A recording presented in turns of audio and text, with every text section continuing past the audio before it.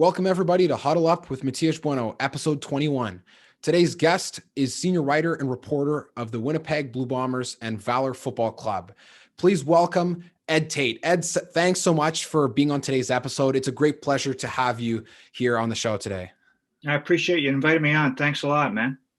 So Ed, you have a resume that maybe doesn't need an introduction, but let's go through it for all intents and purposes. Having wrote for the Winnipeg Sun for many years, spent a year in Saskatoon, and then wrote for the Free Press. And now with our hometown Winnipeg Blue Bombers and Valor, what is, of all the places you've been in your career, what has been, I guess, the most enjoyable few years within a certain role? Is it tough to nail one down, or has it just been all great?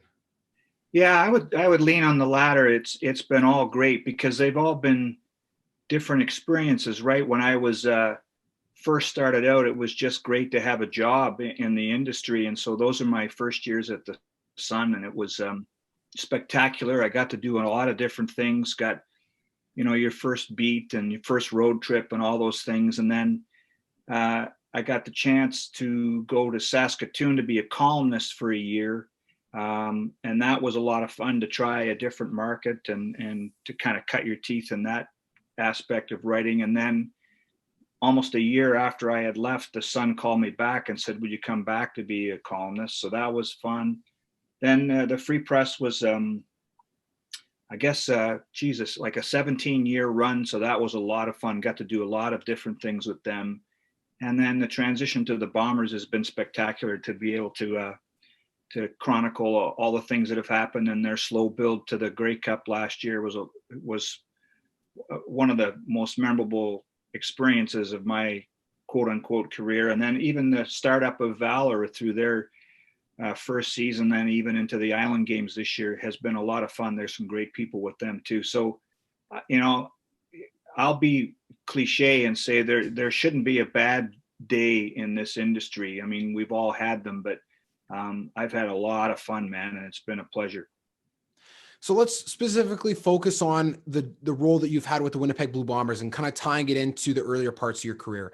So you've been in the role as the senior writer reporter for the Winnipeg Football Club since 2016. So at the beginning of Winnipeg's apex towards the Grey Cup, so when they really started building. But you've been in the industry since just before the Bombers won their previous Grey Cup. How weird was it to kind of look back and analyze all the work you've done, and right when you started working for Winnipeg, that was closer to the time that they finally won the Grey Cup? What was that whole experience like? Yeah, so my first year covering the Bombers at the Sun was 1990, the last time they had won the Grey Cup. And so I'm just a young punk thrown onto the beat, and had a blast doing it. And remember back then, they had won in 84. They were really good all through the late 80s. They won in 90, 91. They were in the division final. 92, 93, they lose in the Grey Cup. 94, they lost in the division final again. So they were really good. And I was covering this should have been a dynasty. And then it went real dark for a long time. And so when you're the beat guy, it's fun to see your team at the Grey Cup and to be able to chronicle it because so many people are following it. But it was bad for a long time. And at the end of the millennium, the team was in, a financial dire straits. And then again, had some good runs at the beginning of the 2000s, but then it went dark again. And so I'll tell you what, the run last November to the Grey Cup for a writer, whether you work for the team or not, was just spectacular. It was so much fun, so many storylines. And then to be there when I went down to the sidelines as the time was ticking off on the Grey Cup Sunday to do my job, to do interviews. But players and staff are grabbing you and hugging you, and you still got to kind of separate yourself to go get your interviews. But that's a very, very memorable moment for me in the, 33 years I've been doing this. I find it so fascinating to look back on the history of the Winnipeg Blue Bombers, especially in and around that time range.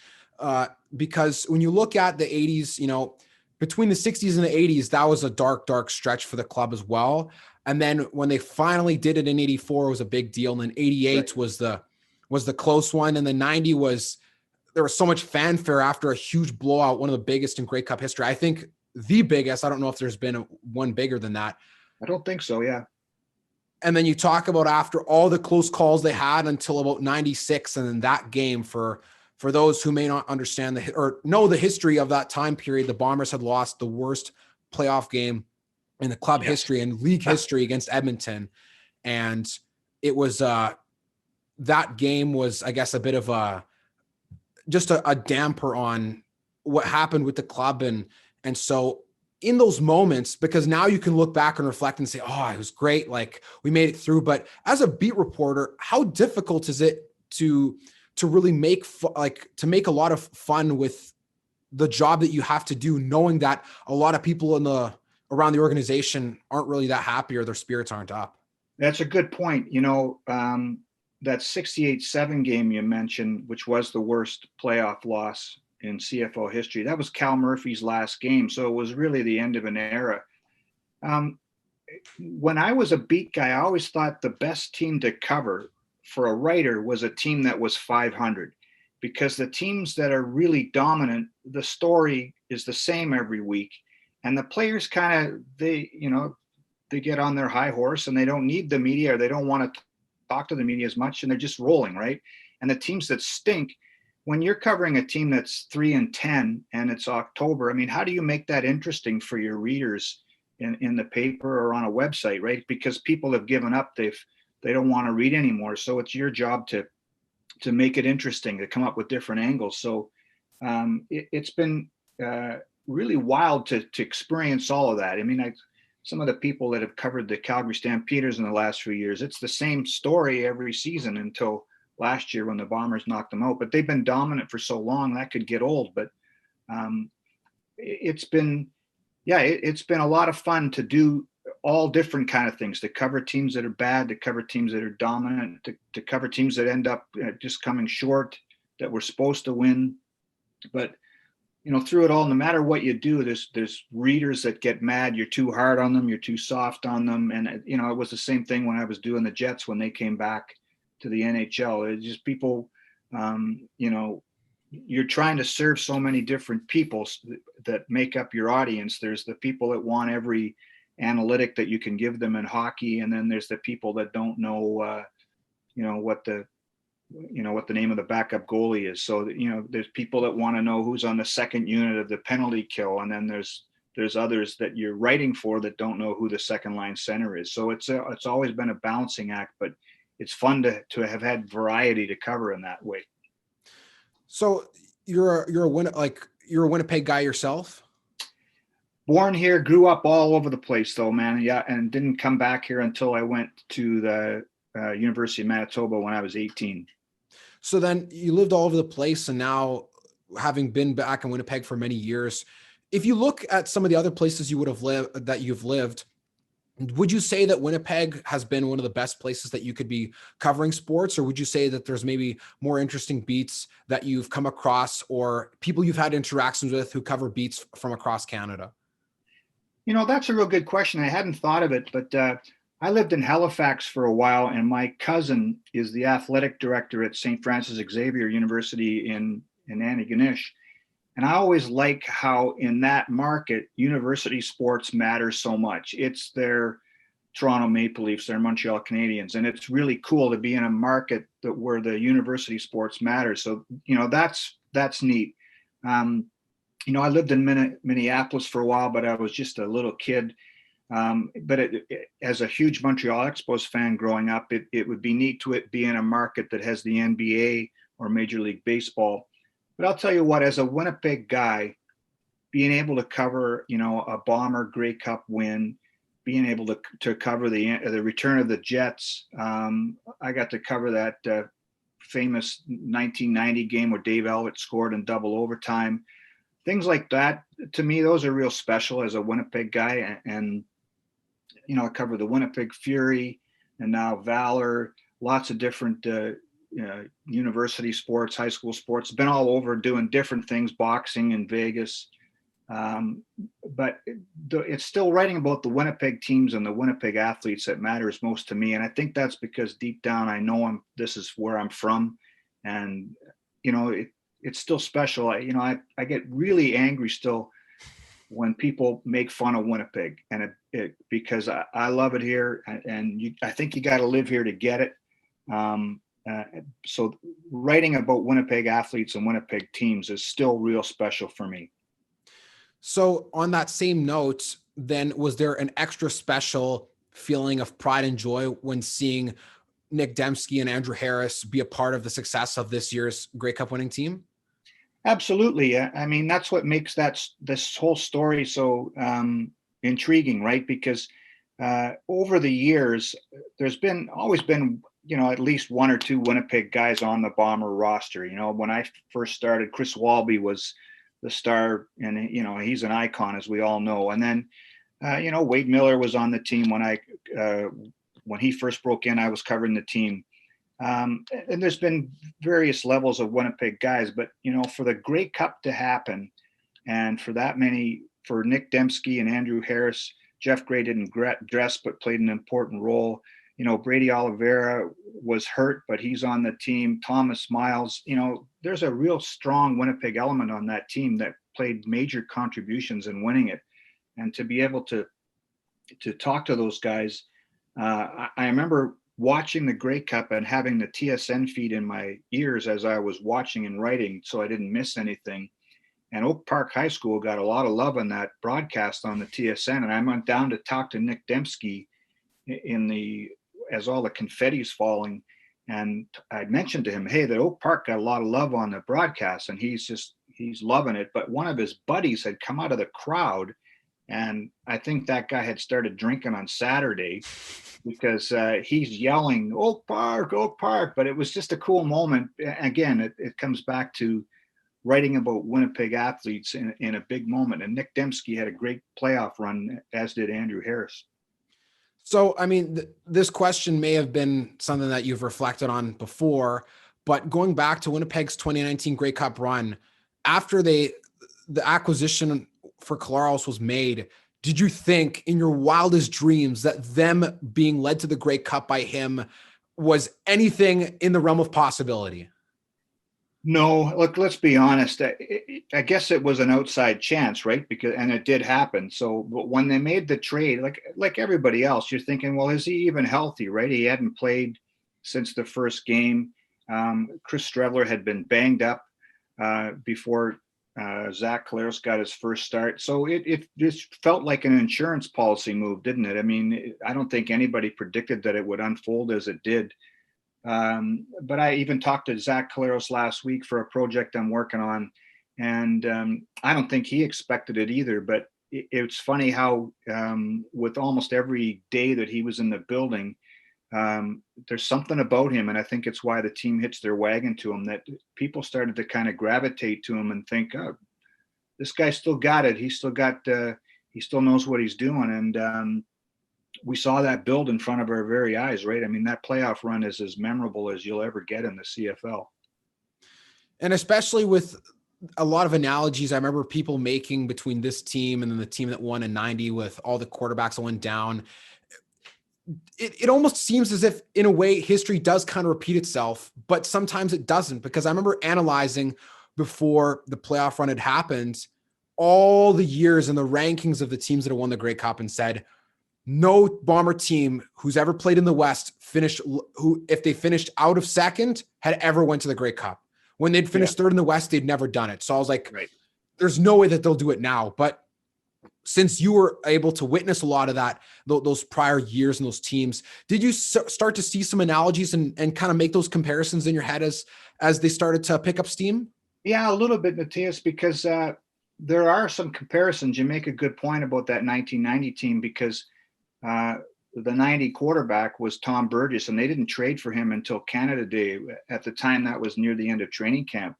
So that was a real good team that needed a quarterback, and they went out and made a trade to get him. So the Bombers are a real good team that needed a quarterback at the time. They make a trade to go out and get the guy that's, in a way, was the missing piece. That team remember, was 9-2 for a while, and then Matt Nichols got hurt. So it was a good football team.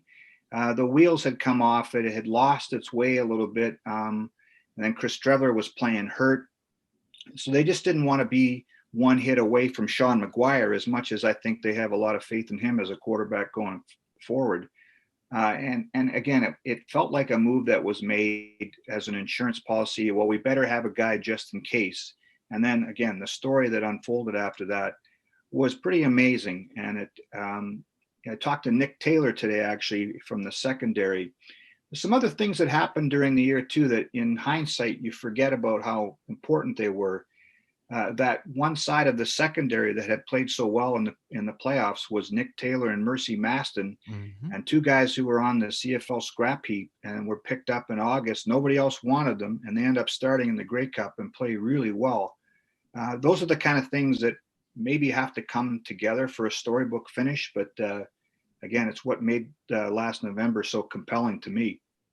And I remember when watching the West semifinal downstairs in my house, and like the interception, and and then the second interception, and just starting to think like, wait, like I don't remember these guys being on the team for that long. Like, where do they come from? And then you're starting to have to backtrack and look up where they came from, and I really think seeing that when I saw that game.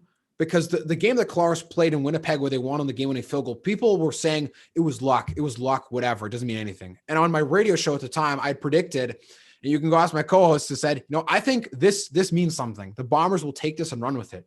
Because of all the years that I'd been following Winnipeg very closely since about 2009 or 2010, in the latter half of the decade, it always seemed that the Bombers were the team that started strong and finished weak, or would finish flat. And it seemed to be the same tale over and over. The 2016, they were so close. And then the indecision between 61 yards versus third and 4. And then 2017 being down and then having to play catch up. And then the incomplete pass on third down that basically sealed their time management. And then 2018, the West final that just seemed to get away from them. And then when we were in the same position, I was thinking, is this team really going to do this? And I think, especially from that perspective, the Montreal game to me was just almost seemed like a backbreaker. I was in the Bison's locker room with all the coaches, and as soon as they threw the touchdown pass, I said, when's this team going to get a break? Right. And it seemed impossible at that point. I was like, they're destined for failure. Because after the Argos game and then this, it just seemed lost. So when you covered that game as a beat reporter, the Argos game where they blew a huge lead, and especially the Montreal game when with Chris Streveler, you thought that they could do it. What was the sentiment around the locker room, and what were your personal thoughts on where you thought where the direction of the team was headed after a devastating loss? Yeah, I know where you're going with this, because those two losses that you mentioned against Toronto and Montreal, those were the two biggest blown leads in franchise history. They still rank now 1 and 2. So over the years, you start to think, man, is this franchise cursed, or what's going on here? I mean, I've seen field goals attempts hit the uprights. Quarterbacks get hurt, like Matt Nichols. You mentioned 2017. He was coming off that injury, pretty banged up. 2018, he was banged up and still played. But when they won that game in Calgary, and Winnipeg gets slapped around in Calgary all the time, right? It's been going back since I first started covering the team. Even then, some of those really good teams would go into Calgary and lose. I don't know why it was, but they just did. And so it really was, I wrote at the time, it was like slaying a dragon for this team. And it really was, because you got Bo Levi Mitchell, who hardly ever loses a game. There's just a swagger about him. And they intercepted him 3 times. When you go down to the locker room after that, there's some guys that are all new to this, like Nick Taylor and Mercy Masson, who we referenced, that were had played in Calgary before, but not with Winnipeg. But some of the guys that had been around it and had it handed to them over the years as a Bomber in Calgary, you could see that they were pretty pumped up about things. But I also remember there was some sort of sense of resolve or resilience about that team, because it was very subdued. So they slay a dragon. You'd think it'd be crazy in there, but it wasn't. It was celebratory, but kind of muted. And then I can remember talking to Jamarcus Hardrick, and he said, I think he was talking to me and also to the rest of the room, because he got kind of loud and he said, yeah, this is big, but, and then this is when he got loud. He said, we didn't come here to win one playoff game. This is just the start.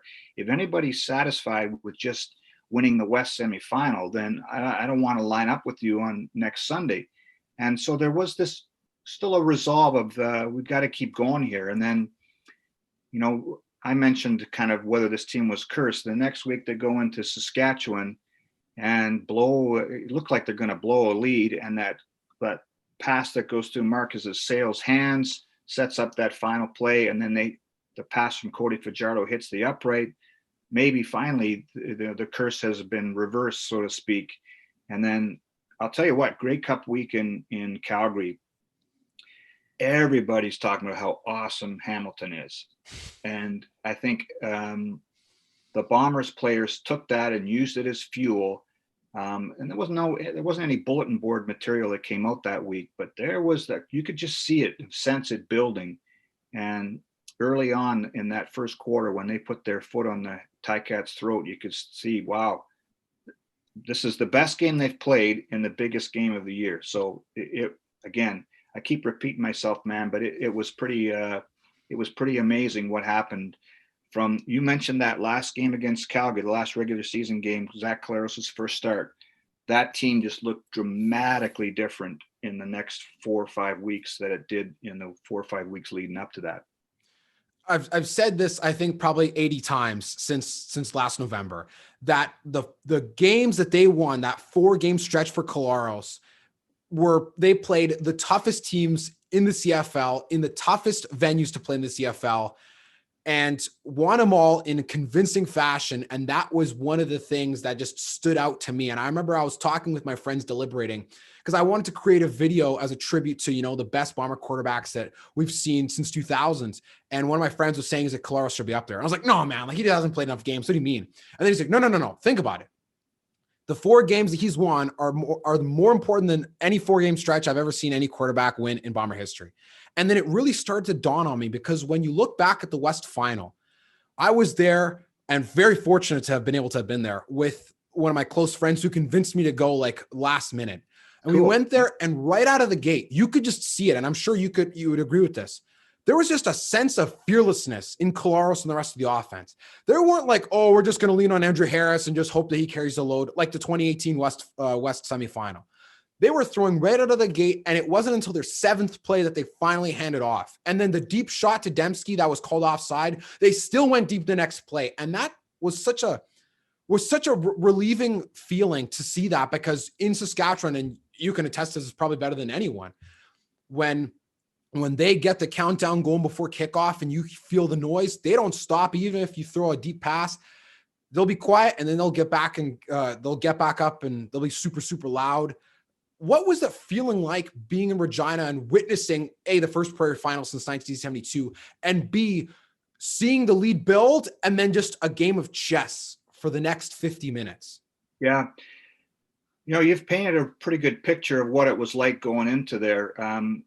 Again, so the Bombers had played the week before and slayed the Dragon, beaten Calgary. Saskatchewan had the week off because they were first. Cody Fajardo story. Remember, everybody was wondering about how healthy he was going to be. But man, they were, I don't want to say cocky, because that's inaccurate, but they were very, very confident, and their fan base was very, very confident. So I think the Bombers like playing kind of the heel a little bit, like the wrestling heel. You go into the other guy's barn and you knock them off. It's a real good storyline. And what you mentioned about Collaros too is very true. They took their deep shots. The play that I remember, and I talked to him about this last week. Remember, the Bombers are backed up to their own goal line, and he found Darvin Adams down the sideline for a 63-yard pass, I think it was. But Zach also took a late shot on there where someone got at him down at his knees. And, anytime Collaros gets hurt now or hit, you think, is that dirty? Because it's been sort of his own curse, right? He's taken some shots that haven't been fair that have taken him out. But it was a nasty shot, and he was slow getting up, but he finished. And I think that was sort of the same trademark of that whole team. They were going to take some punches, but they were going to give some right back. And that game was a defensive masterpiece. For both teams played really well defensively, and the way the defense played in that Calgary win built into the game in Regina, and then again built into the game in the Grey Cup. And one of the people I really felt for the most when the Bombers won the Grey Cup was Richie Hall, because let's face it, in my time in Winnipeg and my time with the club, he's been kind of a pincushion, right? People have been all over him for the defense stinking, this and that. But as much as we talk about Zach Collaros and Andrew Harris and some of the amazing plays offensively, Justin Medlock kicked 6 field goals in the Grey Cup. That run is as much about the defense as anything else. What they did in those 3 games in the playoffs defensively was astonishing. Absolutely. And even going back to the West semifinal, like how many times have you seen in Bo Levi Mitchell's entire career him throw 3 interceptions or more? Right, exactly. I talked to Nick Taylor, and he said he mentioned their game plan, that they just had a real good feel for it, and then momentum kind of builds. And one of the weird sights from that game for me is seeing the frustration of Bo Levi Mitchell, and he didn't point fingers, but he was darn close to pointing fingers at his receiving core. I just think Winnipeg got into his head a little bit, and he's the kind of guy, we all know his numbers, that he's not used to losing. And so for it to happen in a playoff game, for him to play his worst game, that wasn't Bo Levi Mitchell just missing open receivers or receivers running bad routes. That was a Bomber defensive game plan that had him completely flummoxed. And again, Richie Hall deserves a lot of credit for that one. Absolutely. And like they say, defense wins championships, right? So absolutely. If you think about the way that they performed in the Grey Cup, how do they start the momentum off? Interception, Brandon Alexander, right out of the gate. And then how do they keep going, right? They punched it in, and then Willie Jefferson, the strip sack, like, because he was called back on the first one, and the second one he goes and then he finally got it. Because I think people will maybe start to forget about that. It'll fade, I think, as time goes on, because people will just remember the Adam Big Hill's got it, like as soon as Chris Cuthbert said, and he picks it up. And then to me, I think the one moment that I'm not going to say made me know that they were going to win because it was super early on, but I have nightmares still to this day of watching as a grade 10 student in 2011, the Bombers playing the Lions and seeing Andrew Harris run for 15 yards down the right hash and seeing him punch it in was just it was such a, like, I felt stabbed in the sternum as a Bomber fan, because he was the hero for the Lions against his native town. And then once he did the exact same run, the exact same direction against Hamilton, that's when I knew that it was like LeBron coming back to Cleveland and win the finals. Like, okay, now it is come full circle, and now it is acceptable. This is like the completion of the circle of life. And so many moments that people are going to remember Chris Streveler's pass through the uprights, but it was all the defense that got them into that position, right? The Bombers kicked 6 field goals. If Hamilton picked up offensive momentum, like, it would have been a game. If it wasn't for, Mike Jones on Mike Jones breaking up the pass, if he caught that, you're down at the 2, you punched it in, you're down 10 points. So the way the defense stepped up big time is a great point that you bring up about Richie Hall not getting the credit he deserves after the many years that people have used him as a scapegoat. Yeah.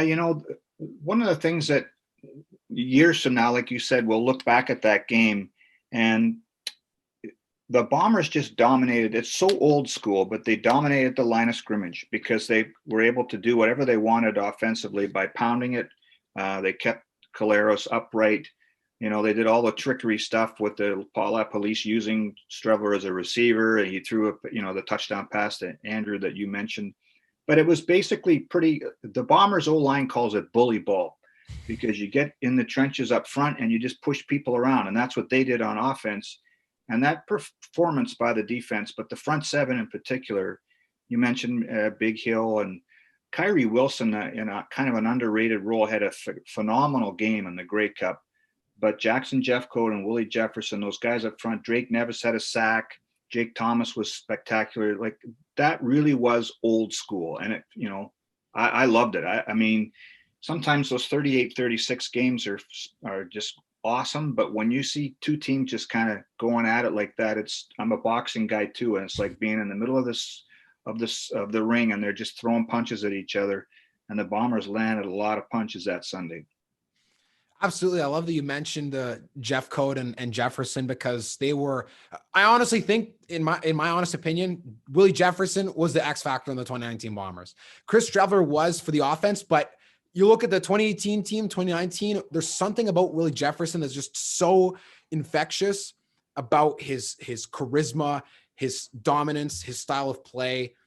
It's so deeply rooted in the culture of a team when he arrives that, when he gets going, the defense almost seems unstoppable, because when he was on the Riders, him and Charleston Hughes, like, they just seemed impossible to stop. Now, mind you, it didn't cover for the rest of the team, but I think that he was almost not, I'm not going to say the key piece that pushed him over the edge, but he was the person that put them in position to just gently fall over the edge. And then Chris Streveler playing in the two-headed monster role that he had as the backup and as the kind of gadget guy was the perfect combo, I think, to really seal it all together. Yeah, it's interesting you say that, because we rewind to free agency when it first started, before Willie signed in Winnipeg. And at the time, remember, the Bombers, their number one target was receivers. And so they had looked at Brian Burnham. They thought they were going to get Darrell Walker for a while there. And they looked at Greg Ellingson. And when they struck out on all these guys, I'm thinking, oh, here we go. Like, it's a major need. They're going to have to find somebody from the U.S. college scouting system, or their scouts from the States, that maybe someone that's been to the NFL, to step in. And all of a sudden, it's almost like their goal changed, or their target changed, because they said, well, maybe we should try to get Willie Jefferson. And it happened real quick, I can tell you that. And when they got him, you think, okay, he's the best defensive lineman in the league, I think. Charleston Hughes would argue that. But and when he came, you're right, he was a difference maker. He was an X factor on that defense, because we saw it at the beginning of the year. It took him a couple games to get used to the defense, but he started making plays in that Ottawa game in particular.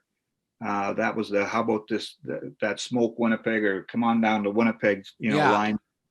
And then from there, it was rare where he wasn't making an impact. He had a couple games where he didn't have a stat, which was unusual, but I think he made everybody around him better. And it's a different Willie Jefferson. When I had a chance to talk to him a few times down the stretch last year, especially when we had a big long sit down before he won the most outstanding defensive player award, and he talked about how he had matured, because he had some troubles in college, and I think that was affected his maybe getting an NFL look at the time.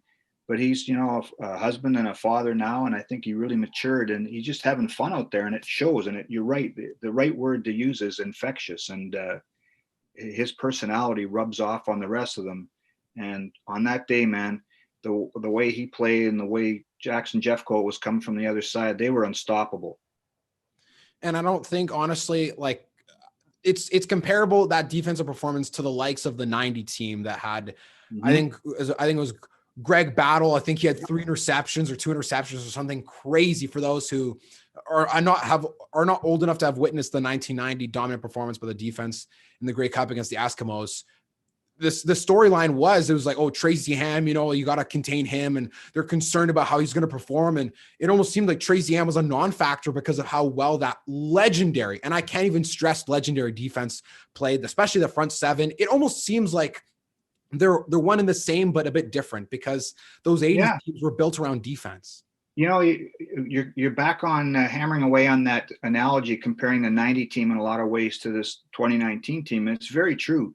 That 90 Grey Cup, the Bombers were 12-6 that year, but had given up way fewer points than anybody else. But they are also the lowest scoring offense in the CFL that season. So, and everybody loves offense, right? And Edmonton had Tracy Ham, as you mentioned, and they could score like crazy.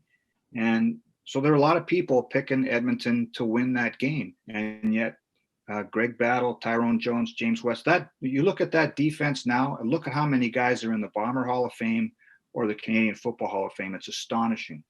You have Rod Hill and Les Brown on the corners.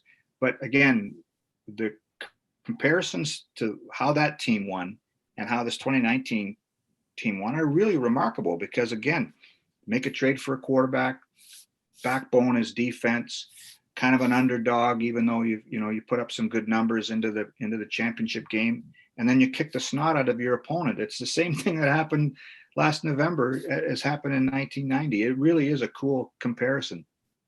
Absolutely. And one of the things I think that makes, and obviously, like we're picking, like we're splitting hairs here at this point because the Bombers are Grey Cup champions, no matter whether there was no season or not. But when I grew up as a kid, because I was born in 96, so right in the time that I first started watching the Bombers, Milt Stegall and Terrence Edwards and Kevin Glenn, like that was the big deal. And I look back and reflect, and obviously the storyline of 2019 wouldn't have been what it was without all the years of heartache and pain. But right.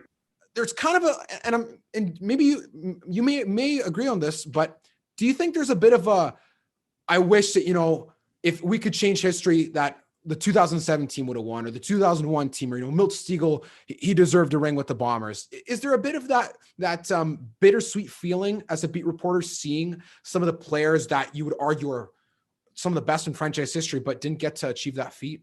Yeah, I know where you're going with that. It's a good question, and I hadn't really thought about it before. But I think what made the 2019 Grey Cup so special was that it was the end of the drought, right? And that's why there was so much passion at the parade, and why it still means so much to so many people.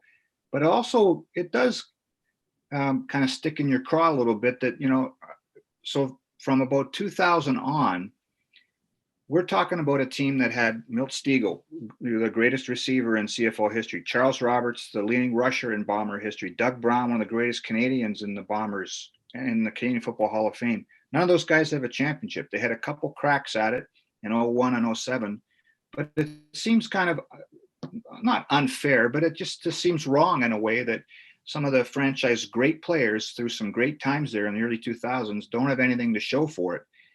And then this 2019 team is the one that ends the drought. I can remember, because you mentioned the 84 team, that ended a drought that had dated back to 1962. And so the 90 team, again, early 90s, had been in the finals or the division finals of the Grey Cup. And then the wheels came off a little bit. So even in 2001, we were talking about the drought. At the time, it was only 10, 11 years. And then it just kept growing and growing and growing. And every year after that, every season, every training camp started with a reference to the drought. And so it would have been pretty cool to see a Milt Stegall win a Grey Cup, or a Charles Roberts, or Doug Brown, or all those guys that were part of those teams. But it's just, that's not how it works out sometimes, right? That's why we love sports, because the predicted storyline doesn't always turn out. And look, let's face it, we go back to what we were just talking about.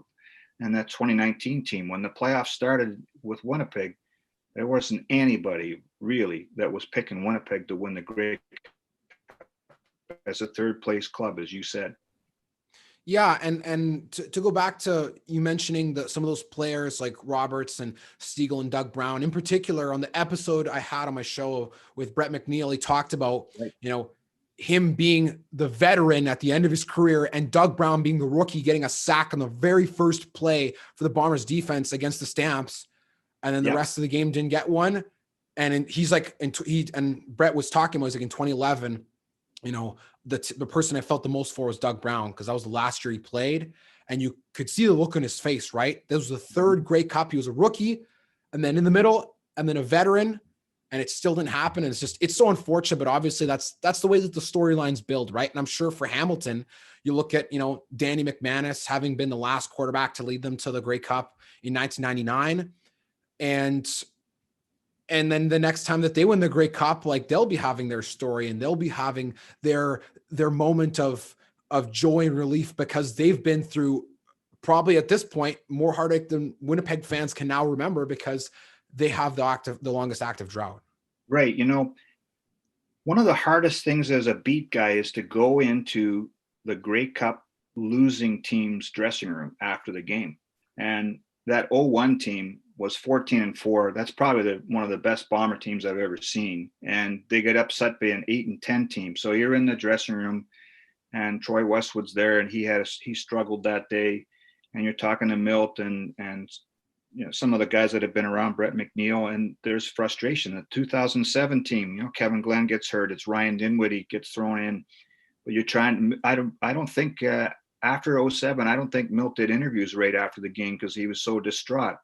That 2011 team, I was actually covering hockey then, but was at the Grey Cup game and brought my family out. And Doug Brown, I talked to Doug Brown the day before the game. The final walkthrough had happened at BC Place. I had my two boys with me. They were younger then, and just walked out to talk to him because I had covered Doug for 10 years at this point. And we were, I don't want to say we were friends, but we got along real well. And, you could see he was pretty keen on getting it done. And he knew this was going to be his last game. And so to go to experience that defeat and know it's your last game and that you don't have a ring, man, can you imagine the heartache? Now, some of these guys have got the personal accolades afterwards, right? They get inducted into a Hall of Fame or that sort of thing.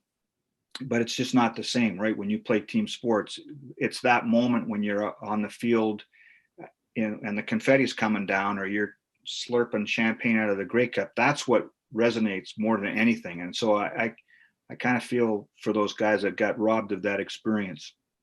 Absolutely. And especially the way you portrayed that with Doug, it's such a tough pill to swallow for sure, because, getting into the Hall of Fame is obviously a great achievement, but it is team sports and it is always about the team.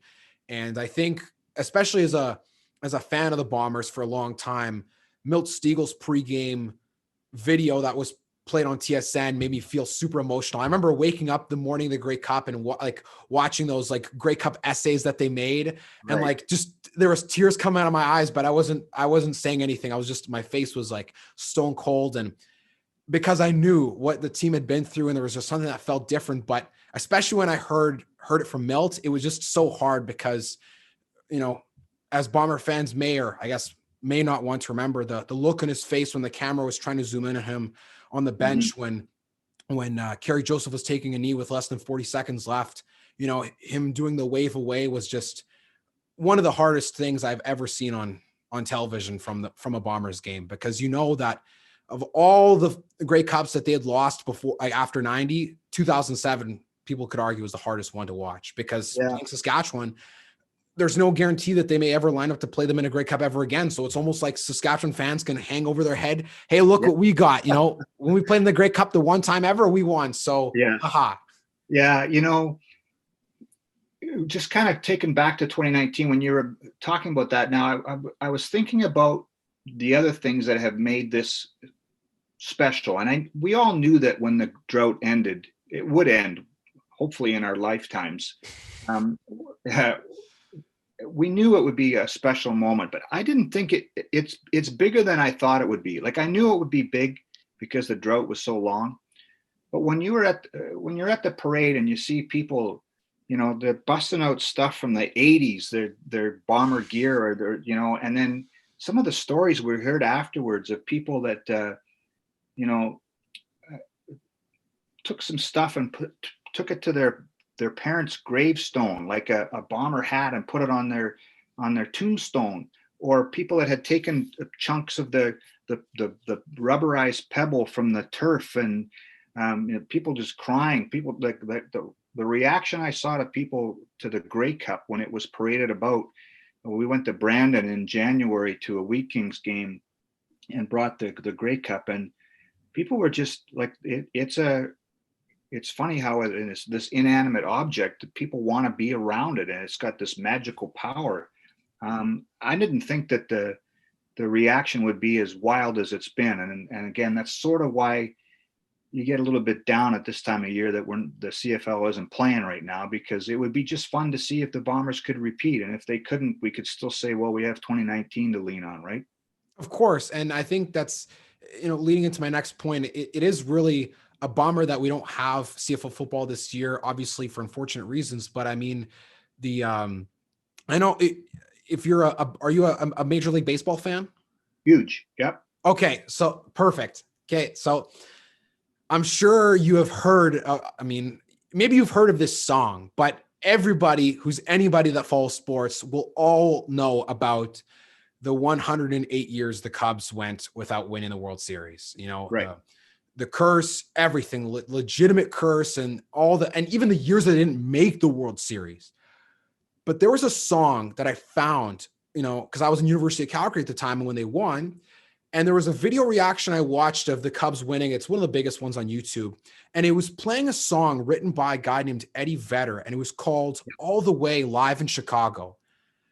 And I remember listening to it and watching, and like as any sports fan who loves a good story, especially for someone like yourself who's all about stories, there's something that was so special about watching that video of Cubs fans reacting, like seeing people cry and like they're saying like, "Grandpa, this was for you," and they're just like bringing almost a tear to your eye, and like, you know, it just, there's a big knot in your throat when you're watching it. And I didn't even notice the song at first, and then all of a sudden I started to listen to the lyrics really closely, and I actually played the song and listened to all the lyrics after I'd watched that video like a year later, I think.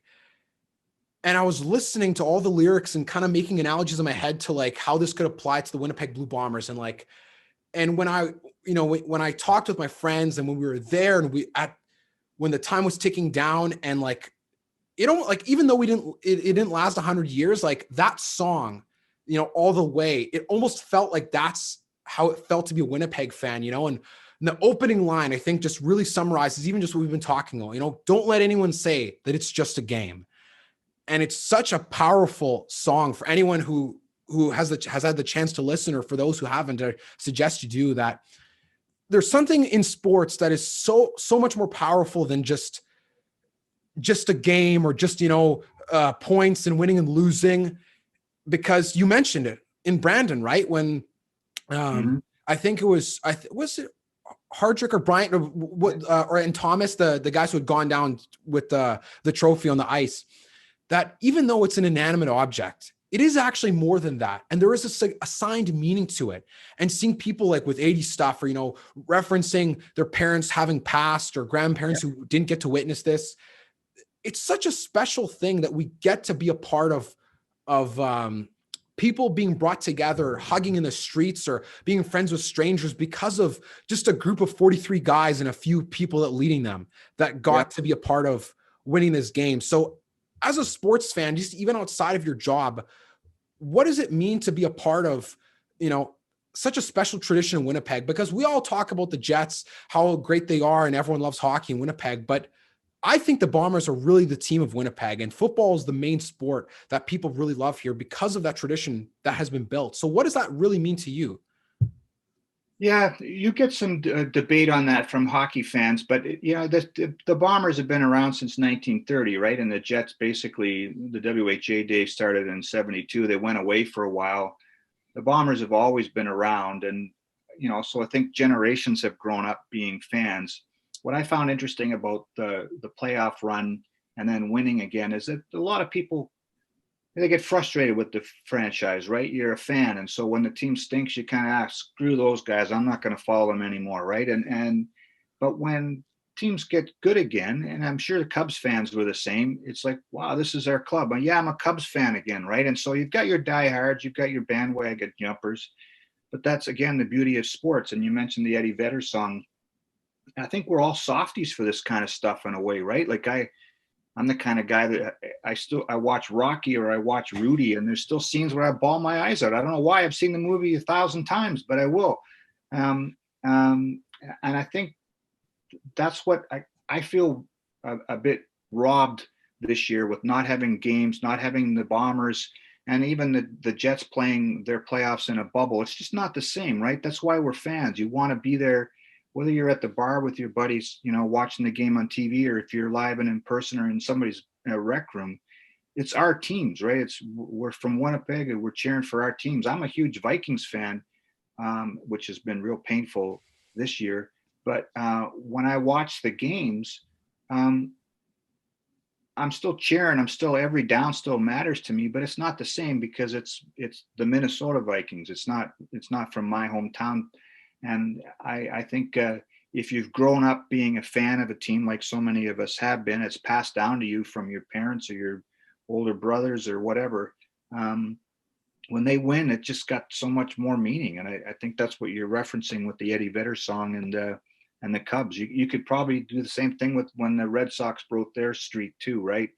As a guy that grew up a Montreal Expos fan, I still curse the strike season that cost them a chance at the World Series, or Blue Monday in 1980 when Rick Monday hit the home run in the playoffs. So, and I'm still cheering the Expos to come back to Montreal sometime. But that's why we're fans, right? We live for those kind of moments.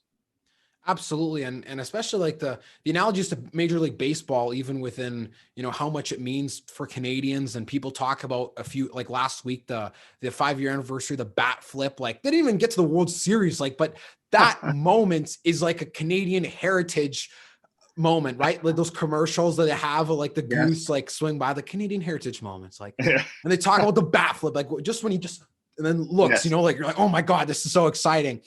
And even like the Donaldson, when he stole home, and I think it was 2016, when he had that run against the Rangers, like everyone's like going crazy. And I'm like, man, like I can only imagine what it would have been like watching the Blue Jays win the World Series, like Joe Carter's home run. Like people just must have been doing 720 backflips in the Rogers Center, because people were doing this when Joey Bautista hit a home run that put them ahead in a series. Like that didn't win the World Series, but that's like baseball.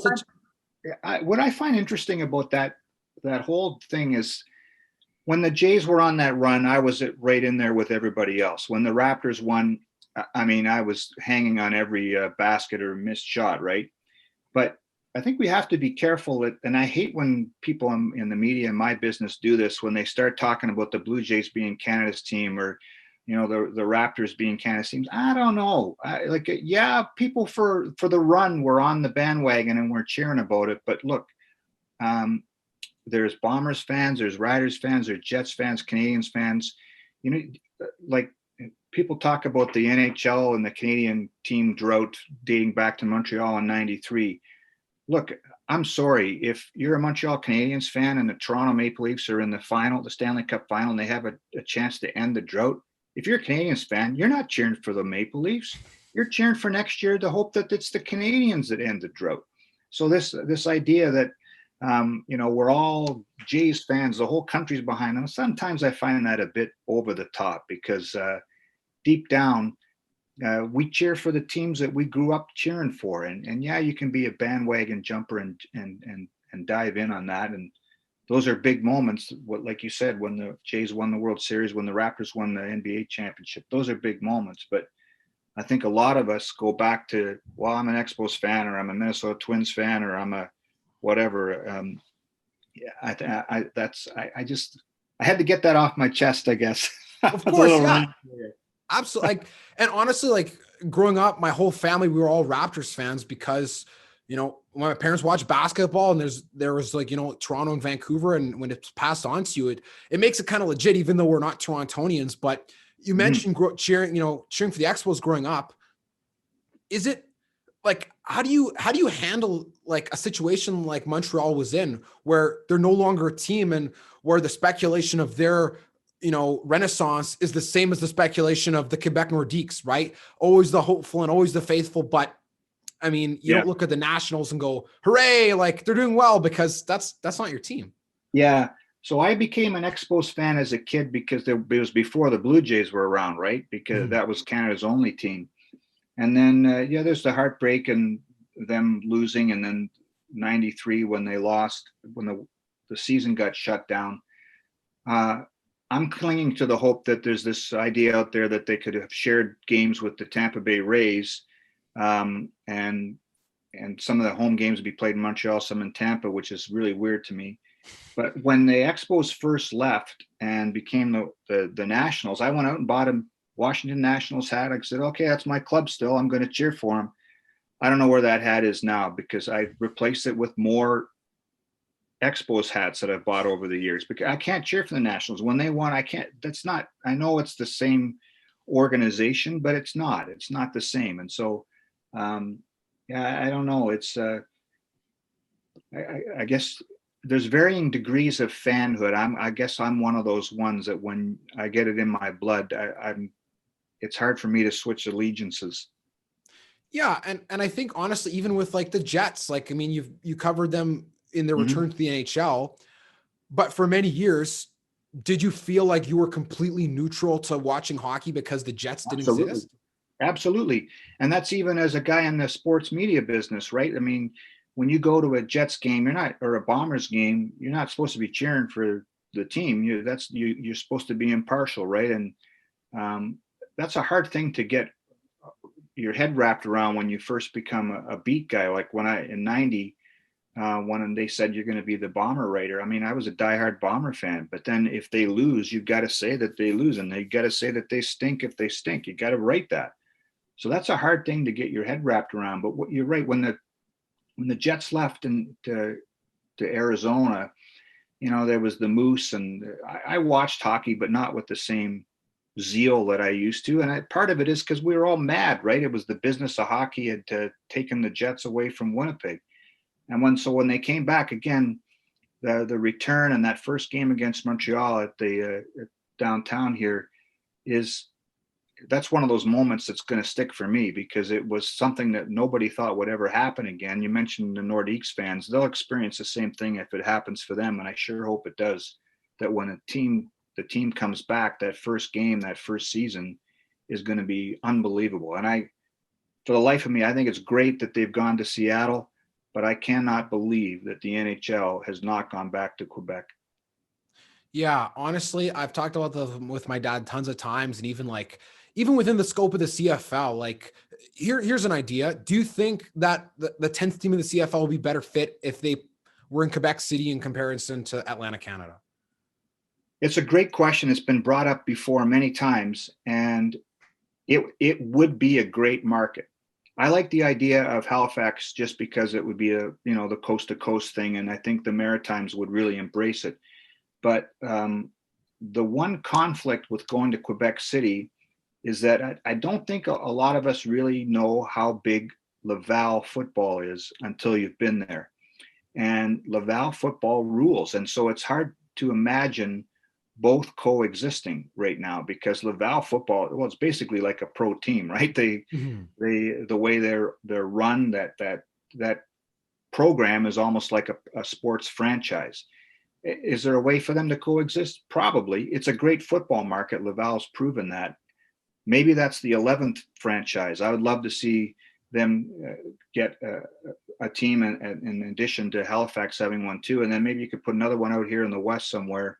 Some people have talked about Saskatoon being a market. It's hard to imagine two teams in Saskatchewan, but um, I guess I'm getting ahead of myself. I work in this league now, and this league's got some problems it's got to figure out in its biggest markets before they really start to look at expansion. Let's get Toronto and Montreal and Vancouver fixed too.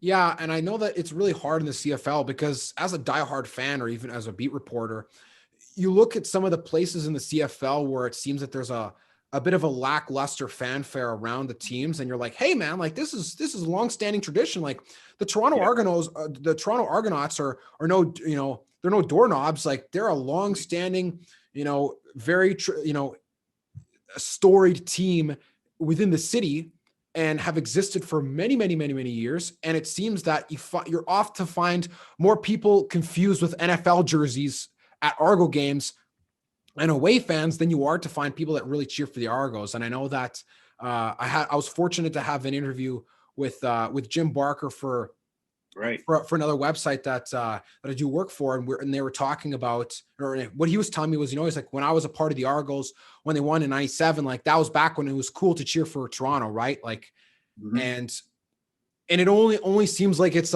fair weather. It's like the BC Lions. Like I think the Lions have a better fan base than the Argos, but when they're good, everyone's raving about the Lions. But then when they're not, it's like whatever, who cares about them? And I think that's one of the things that's a bit unfortunate about other CFL cities is that they become so encapsulated by NHL and obviously in Toronto by the Raptors and by the Blue Jays that sometimes people forget. Like, hey, the CFL, the Grey Cup's been around longer than all these leagues, I and think it's like it's sad.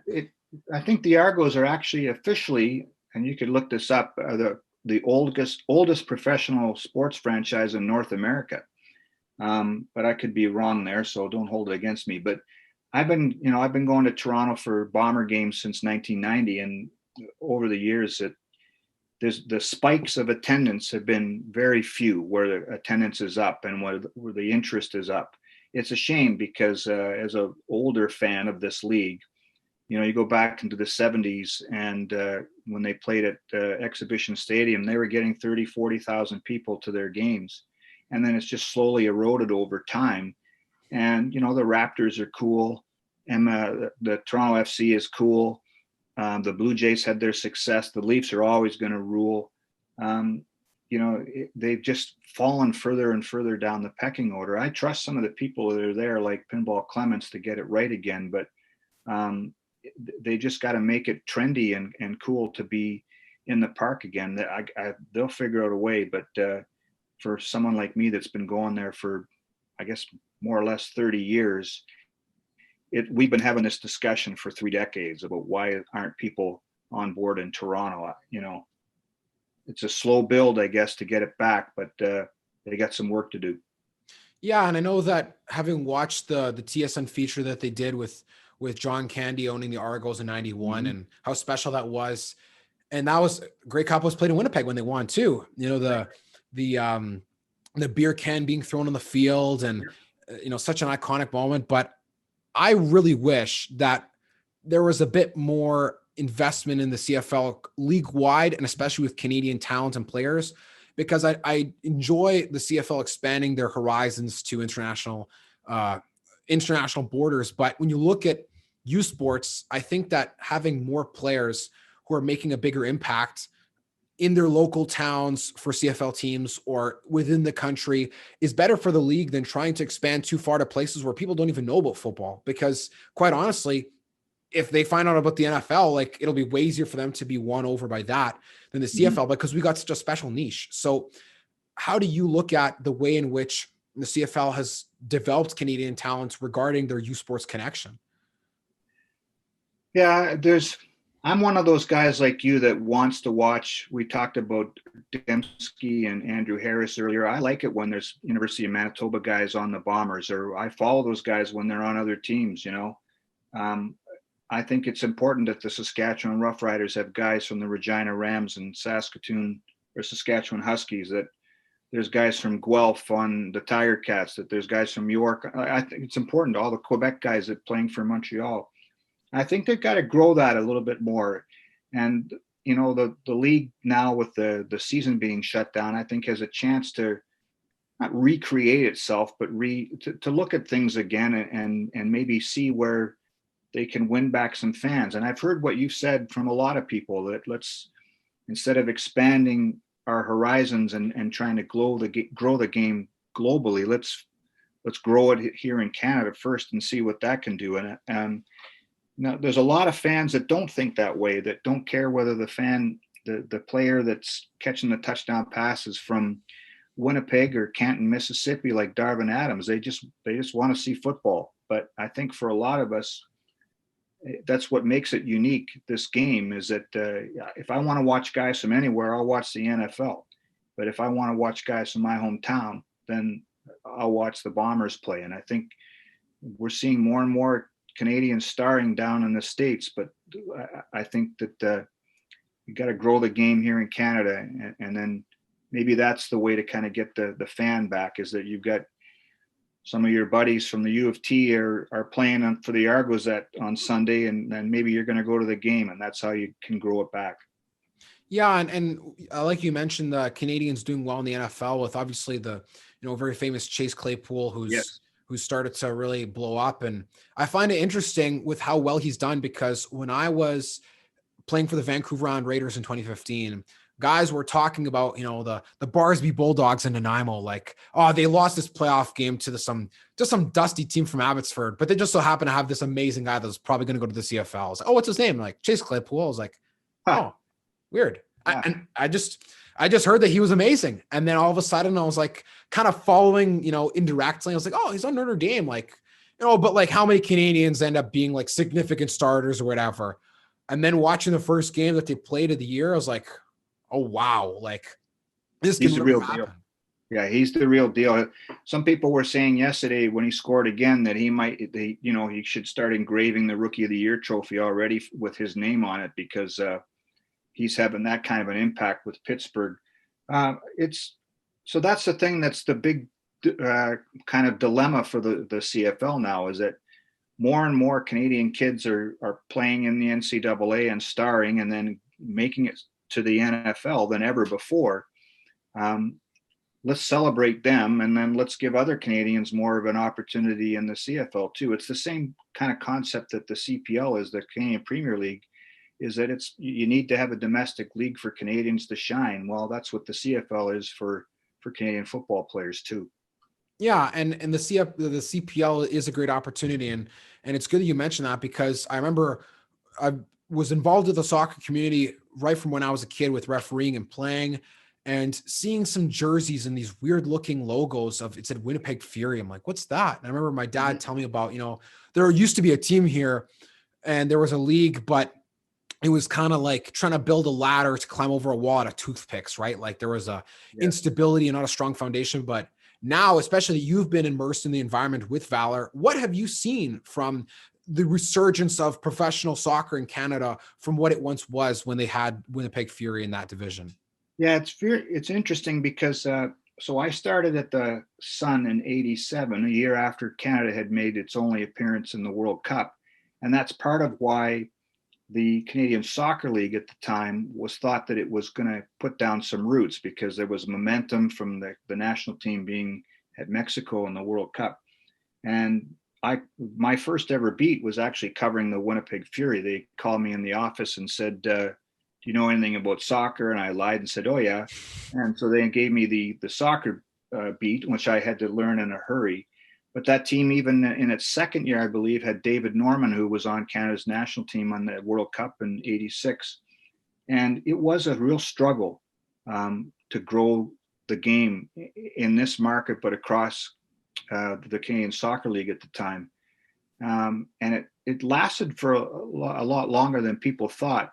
And when it disappeared, I thought, well, that's too bad. And, I didn't think it was going to survive anyway. It had lasted longer than I thought. And then when, over time, I think the women's team had a lot to do with their success. The MLS expanding into Canada had a lot to do with it. And then to see it now, I think this thing's going to work. I really do. I know that the CPL had its doubters when it first started. I think playing the island games in PEI was really important to keep it in the mainstream and people's consciousness. I think it's going to work because they've got the right kind of business model. The idea of developing younger Canadians, and that you're not just going to stockpile your team with guys from rejects some other teams. They've got to have a certain number of Canadians. I think it's going to work, and it's been fun to see them put it into practice. And that first Valor game last year, when there were over 10,000 people at Investors Group Field, I think there's more of that to come with this team down in the future. Hopefully we can get through this stupid thing we're going through now with COVID-19, and we can get fans back in the stands. But I give them a lot of credit. They put down some pretty good roots here. Absolutely. And I would definitely have to agree. And especially being involved in the soccer community still pretty heavily, it's really good to see that the game is starting to establish some deeper roots, because you talk about the Fury, and that was, I think, a thing that people held on to in Winnipeg for a long time who were older in the community, because that was it almost seemed like a shot at, their one shot at glory or one chance, because for anyone that's a soccer fan out there who knows, Canada has only made the World Cup voluntarily one time in '86, like you mentioned. Didn't score any goals and lost every game. Right. So when they make it again in 2026 out of automatic entry because of being a host, I think that has to be a prime chance for them to really establish even deeper roots for the game in this country, because you look at the success that Alphonso Davies is having and some of the other players on the men's national team. It's starting to come together if we allow it to come together, because the CPL needs to do its part in developing Canadians. And also there needs to be part done on the side of the national team to really continue to foster the success that players have who are already playing in Europe, like Davies or those guys would not come play in the CPL. But the women's team have led the way. But I think with the way that the women's game is going, it's starting to grow so much that Canada doesn't have an automatic advantage anymore just because the other countries don't allow women to play soccer. You know, before it was just Brazil, USA, China, and Canada, and Japan, and maybe a few, and Germany. And now, Right. like, they're Portugal's starting to get soccer, bigger for women. Spain, Argentina, Sweden, England. Like, this isn't just a first world country thing anymore. That's like even secluded within that circle. So there needs to be a bit of a teamwork done. And so, with the future of soccer and how you've watched, I guess, from faking your way into a position and now having followed soccer for a long time, do you really think that Canada will be able to have soccer surpass any other sports that are of importance in this country? Or do you think it'll always take a third spot to like football and hockey?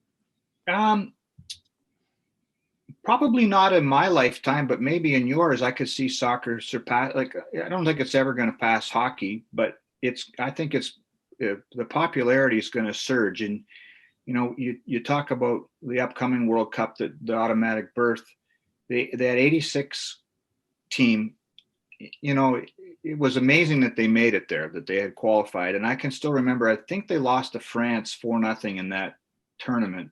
And the possession numbers, I don't know what they tracked that back then, but they would have been like, if Canada had the ball on its foot for 7% of the game, I would have been shocked, because it was just so one-sided. And so you're watching that and you're thinking, this is horrible. This is the grand stage, and this is our national team.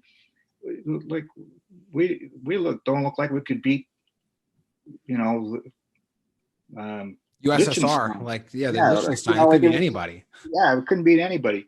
So I think that's why when the next berth comes, you mentioned Alfonso Davies and all these guys, like, our national team's going to be decent then. And I think that if they have a real good showing and fare well and don't lose 4-0 to France and never have the ball, then I think that helps grow the game too, right? And so there's again, another opportunity. And if the CPL by that time has put down even firmer roots, and maybe the guy from this league can make it up to being on that team. That's maybe I'm fast tracking things too much, but maybe he's a reserve. Maybe he's on gets an invite to the camp. I think that's only going to help grow the game, grow the league, and then grow the game too. It's look, it is. You mentioned the women's team, which is an interesting analogy, and how other countries have caught up and there's not this advantage anymore. Compare that to women's hockey, right? It's still the same. It's still Canada and the US. Once in a while, Finland might upset somebody in women's hockey. The other countries haven't caught up. But in women's soccer, there's so many teams, so many countries that can win it now, because it is the world's game, right? And that's the difference between soccer and hockey. And that's why I wonder, 50 years from now, I really wonder what kind of crowds would be at IG Field if it's still around for a Valor game, if they're still around. And I think they will be. Yeah, it is. It is interesting to note the hockey, the gap that still exists in skill between other countries, because Canada and the US have such a huge advantage as to how important the game is to them. And obviously the US just being a behemoth of sports and having the resources to just throw out hockey, even though it doesn't seem like people really care about it there as much as they do here. But I don't know. I find that Canada, I don't think that, our population size is an excuse for the way in which they're good at soccer. You look at a country like Iceland, what they did at the Euro and at the World Cup, like a country where literally every single person left over from all the jobs and all the demographics of people left are playing soccer. Those are the only ones that could. And they made it to the Euro quarterfinals. Like, even though they obviously got smoked by France, like, they still scored 2 goals and they made it look like a decent showing. And at the World Cup, making it to a tie against Argentina, like, for a country that small, that's half the population size, less than half the population size of Winnipeg. If a country like that's as small as Iceland can do that, there's no excuse for Canada. There's absolutely none. It's a great analogy, and it's true. And it's, I love cheering for the underdogs. That's why I have an Iceland T-shirt in my of all my T-shirts, because I mean they're easy to cheer for, right? And it's a cool story. You're right. I don't think the population matters sometimes, because if that's the case, then China would win everything, right? Because it's Yeah. the biggest country on earth. So again, that's part of why we like sports, for the stories like Iceland. And I mean, wouldn't it be great if when Canada gets the World Cup again, our men's team could pull off an upset? I mean, let's face it, if no matter if they were to draw against somebody, it would be dancing in the streets, right? And that can mean so much for this country and the growth of the game. Yeah, absolutely. It is a great sport to watch. And I honestly think that, watching the power that it has over people from other countries or countries that are smaller, or where this is all they got, like we are one and the same with, how we treat the CFL in Winnipeg and Saskatchewan versus how people treat soccer in Brazil, right? Like the magnitude of how much other people watch it doesn't have to matter. It just matters how we treat it domestically, right? Yeah. It still amazes me. We talk about the level of fandom that, you mentioned Rider and Bomber fans. I talked earlier about Canadians fans or Maple Leafs fans, and we're all passionate, but I don't think anybody can compare to some of the soccer fan bases, because it's win or lose, they're either celebrating or they're, suicidal. It's sad that it's that extreme, but that's the level of fandom. During the pandemic here, I watched, I don't know if you've watched on Netflix, that Sunderland Till I Die. If you have a chance, it's a really good inside look at Sunderland and them falling out of the Premier League, and their trials and tribulations. It's a real good inside look at a team. But that's a level of fandom that is pretty special, and that happens with every team in soccer, and that's what I think is really cool about it. And I think I see it growing to some degree with Valor. It's just going to take a long time to grow it to that level, but man, it's fun. Absolutely. And I think that on the flip side of, you mentioned Sunderland, Leeds United experienced, the reverse of what Sunderland experienced. Leeds hadn't been in the Premier League since 0304, and then just made it this last season. And I remember watching a video on YouTube of them talking about how big it was. And, Leeds is not a nobody club. Like they have a lot of history too. Right. And it's those moments like the Leicester winning for the first time in their existence and all the like. And I think that's what makes soccer even better, is because you're not even guaranteed to be in the highest division anyways. And then you make it there, and then you win it all against all the odds, when literally there's no competitive balance. And if you're not the richest team, you're basically, out of luck. Yeah. Wouldn't it be cool if we could take that concept and of the Champions League or something like that, and you could apply it to 3-down football, where the Bombers now have to play somebody in the NFL, or a team from Germany or Finland that plays 3-down football, or American football, so to speak, has to play the Bombers in a qualifier to move on to the next round. I think that would be kind of cool. I don't know if that's ever going to happen, but that might be one way to grow the game too. Absolutely. I'm off on a tangent there. Sorry. No, for sure. And honestly, that's a great tangent though, because, thinking about how do we reinvent the game, like you look at soccer, why is it so popular, and why do people inject it into their veins and it lives in their bloodstream? Because of the number of ways in which their teams can compete, and the number of ways in which there is competitive bounds, right? In the FA Cup, like Bury can win a game against a team from, the first or second division, because anything can happen in the FA Cup, especially that tournament, right? Or in Brazil, I know that sometimes a team from the second or third division will shock, or even like going off on the Brazil tangent, like where, half of my family's from, in the 90s, until, all the Brazilian teams started to be rid of all their good players, Vasco da Gama, like who's a famous Portuguese explorer, the club's named after, they ended up winning a game against Manchester United in the semifinal of the Club World Cup, like a team with David Beckham and, all these amazing, legendary, forever enshrined British players. And a lot of people nowadays would be like, oh, teams from Brazil suck. But it's like, hey, man, like they can still, punch above their pay grade. So and you never know with the CFL, right? People always say, oh, in the NFL, they're world champions. How do you know? You haven't played somebody from another country. You haven't played somebody in another style of football. So there's no actual way that you can say that you're world champions. Yeah. It's the same idea with the World Baseball Classic, right? Because they always talk about how the Major League Baseball is the World Series or the World Champs. Well, what about the team that won the Japanese League? Maybe they ought to have a shot at you. And I don't know. I think it would be really cool if we could extrapolate that to the football level, the CFL, American football level. And I would rather, as part of this process, if it meant that the Bombers kicked the crap out of a team from Finland and then lost to an NFL team, it would still be cool to be a part of that and to see it, right? I don't know. I'm kind of spitballing ideas as we're talking here, but it's because we're a fan and our level of fandom runs pretty deep. I'd be open for that idea because soccer has made it work so well. Absolutely. I 100% agree.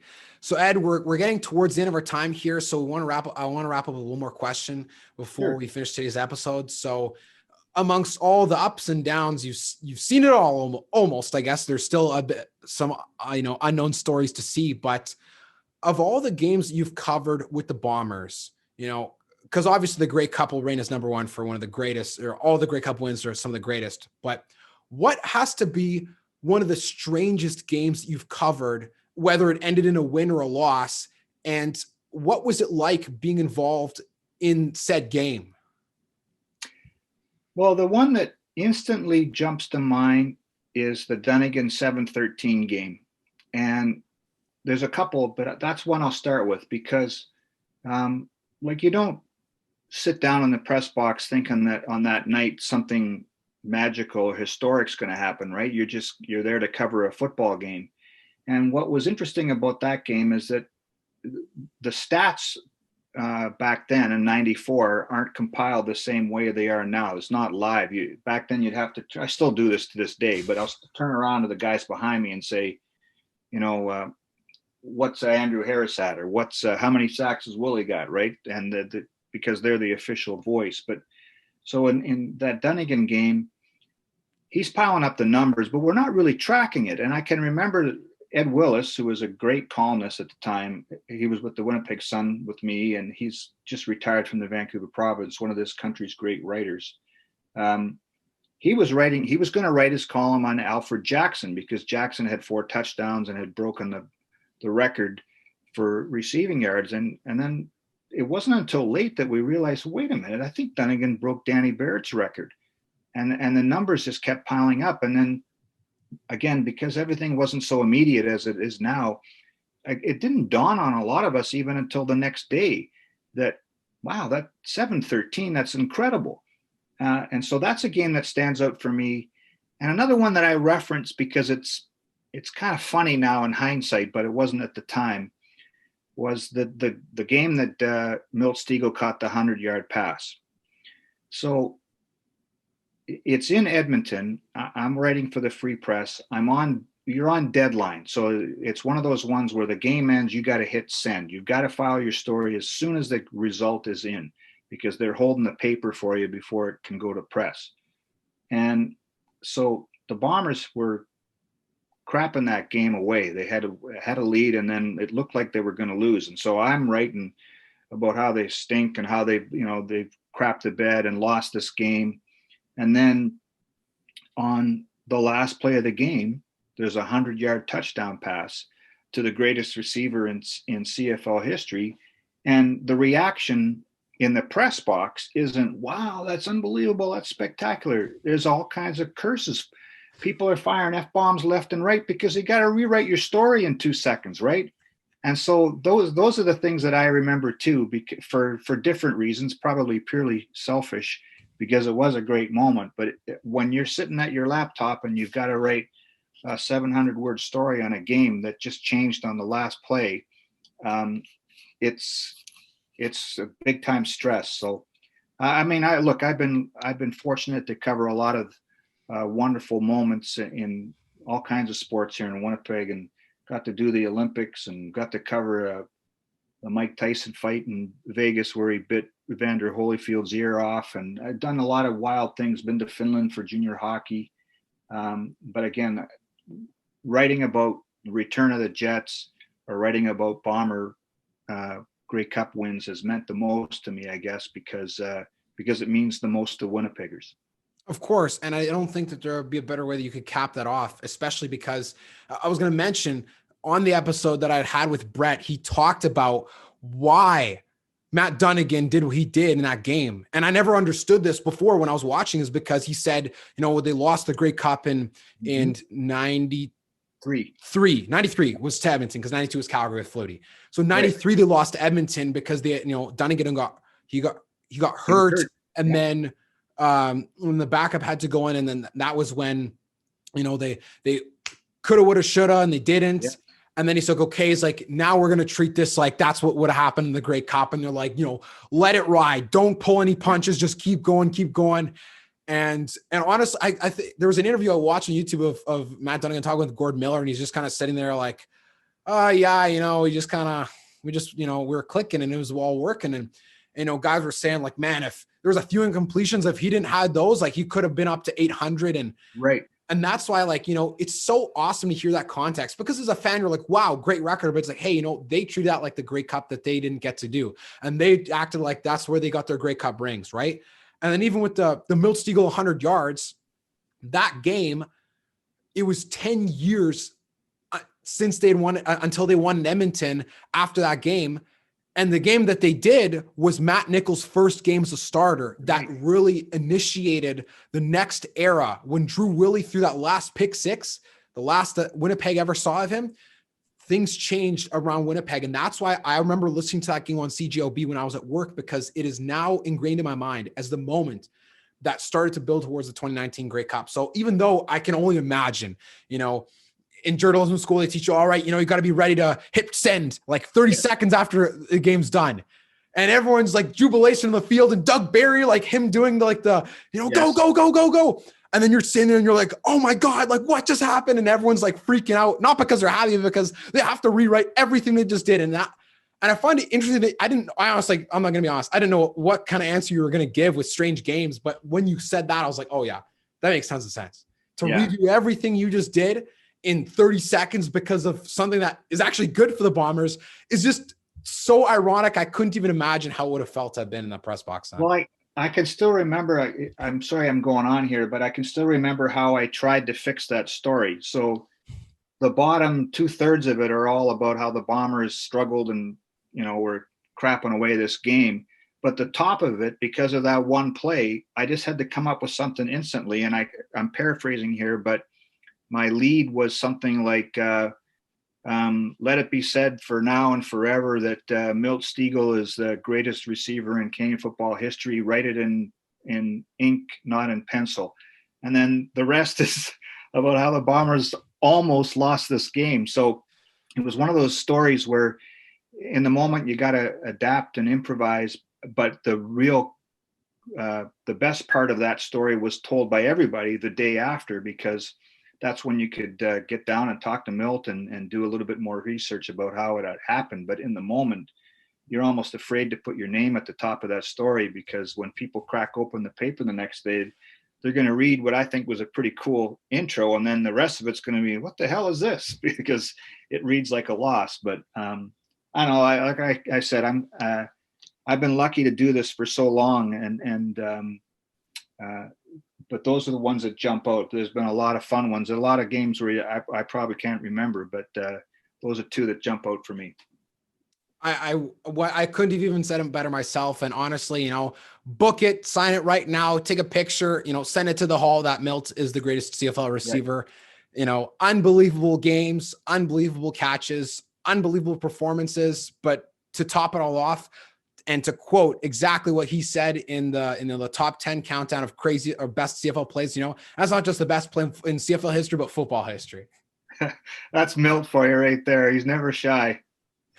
Well, Ed, I want to thank you so much for having been on today's episode. It was absolutely fantastic. I really loved every moment of it because I love the Bombers and I love talking Winnipeg sports. I appreciate you having me on. It was fun for me too. A lot. It was really a lot of fun. Thanks for inviting me. Well, everyone, thank you again for listening to episode 21 with senior writer and reporter of the Winnipeg Football Club, Ed Tait.